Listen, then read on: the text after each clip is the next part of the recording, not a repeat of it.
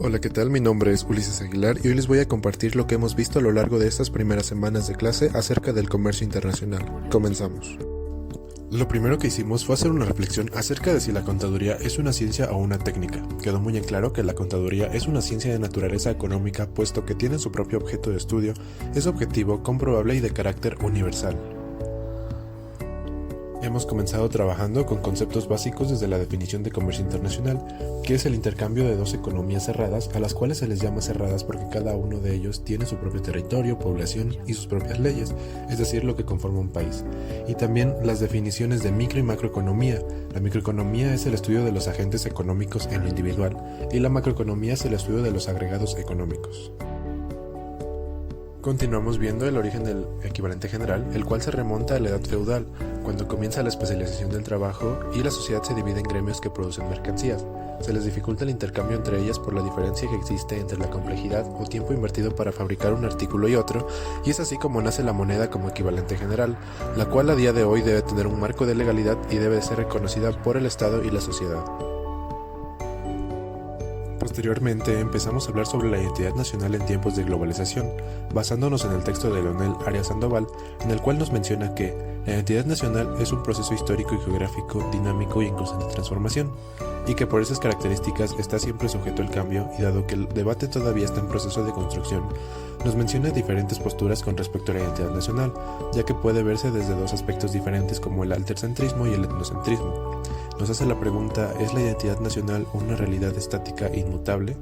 Yo considero que no. La identidad nacional es un cúmulo de diversos aspectos ideológicos, políticos y sociales que van cambiando a lo largo del tiempo. Si bien la geografía y la historia nos permiten tener conocimientos del territorio y del pasado, siento que con el paso del tiempo toma significados diferentes la identidad nacional y se debe entender dentro de la dinámica del cambio social. Por otra parte, la globalización no nos hace tener crisis de identidad como algunos sectores sociales lo mencionan. Simplemente nos hace tener una visión más amplia acerca de las culturas, ya que si yo consumo cultura de otro país, no significa que no esté arraigado o no me identifique con el mío. Otro de los temas que vimos fue el de contabilidad y desarrollo económico, cómo se relaciona la contabilidad con su entorno y cómo va cambiando con este. En el libro Contabilidad y Negocios de Jorge Túa nos menciona 3 momentos históricos más significativos de la relación mutua entre contabilidad y desarrollo, los cuales son el Renacimiento, el auge del capitalismo en los siglos XVIII y XIX y la acuñación del concepto de responsabilidad social y el tránsito del paradigma de una utilidad en el siglo XX.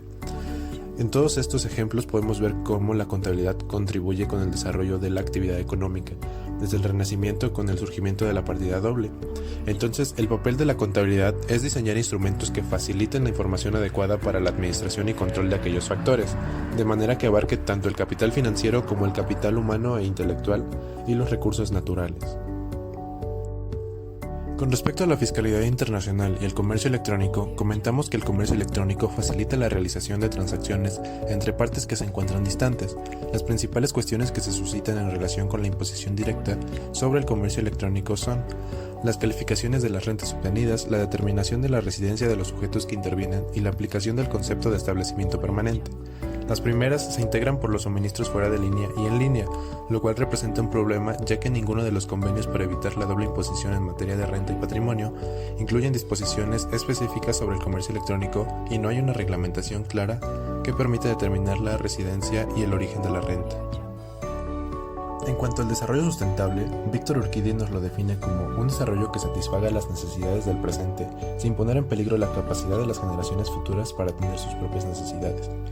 En esta definición también deberían entrar diversos ámbitos de responsabilidad para proteger el medio ambiente, como el gubernamental, social, empresarial, personal e internacional.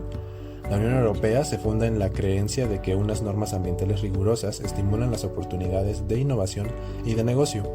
El problema de esto no es la Unión Europea ni los países desarrollados, sino los países en vías de desarrollo, ya que la normatividad de estos últimos es muy deficiente, pero el único responsable no es el gobierno.